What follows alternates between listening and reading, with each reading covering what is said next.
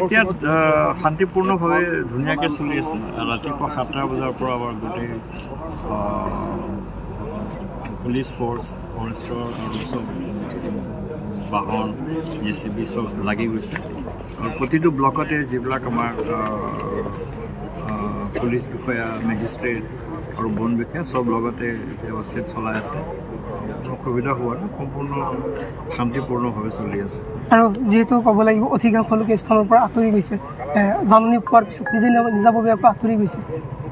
এইটো হয়, বেছি শতাংশ মই ক'লোঁ 80% মানুহ আঁতৰি গৈছে জাননী পোৱাৰ পিছত। আৰু আজি আৰু কালিৰ ভিতৰত আমি গোটেইবিলাক বেদখলমুক্ত কৰিব পাৰিম। কালিৰ ভিতৰত সম্পূৰ্ণ হৈ যাব লাগে। অনুমানিক তেওঁলোক কিমান দিনৰ পৰা স্থানত বসবাস কৰি আছে? এইটো বহুত পুৰণি এনক্ৰচমেণ্ট আচলতে। এইটো এনক্ৰচমেণ্ট ক'বলৈ হ'লে 30-35 বছৰৰ পৰা চলি আছে।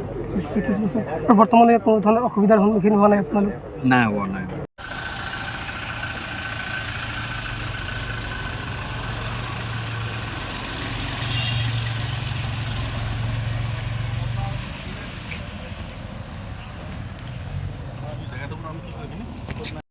দিব মাটিটো দিব ভিডিঅ'টা লৈ যাওঁ।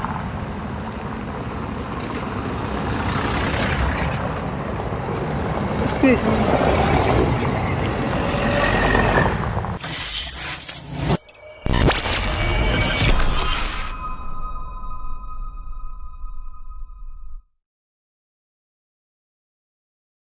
এতিয়া শান্তিপূৰ্ণভাৱে ধুনীয়াকৈ চলি আছে।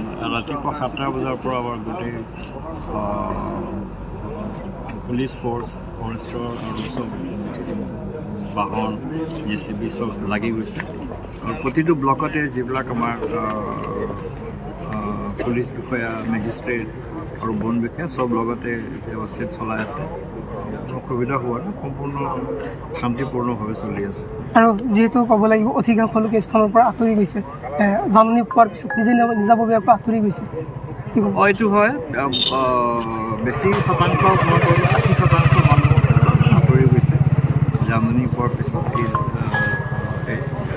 আৰু আজি আৰু কালিৰ ভিতৰত আমি গোটেইবিলাক বেদখলমুক্ত কৰিব পাৰিম। কালিৰ ভিতৰত সম্পূৰ্ণ হৈ যাব লাগে। অনুমানিক তেওঁলোক কিমান দিনৰ পৰা স্থানত বসবাস কৰি আছে? এইটো বহুত পুৰণি এনক্ৰচমেণ্ট আচলতে। এইটো এনক্ৰচমেণ্ট ক'বলৈ হ'লে 30-35 বছৰৰ পৰা চলি আছে। 30-35 বছৰ। আৰু বৰ্তমানলৈ কোনো ধৰণৰ অসুবিধাৰ সন্মুখীন হোৱা নাই আপোনালোক? নাই হোৱা নাই।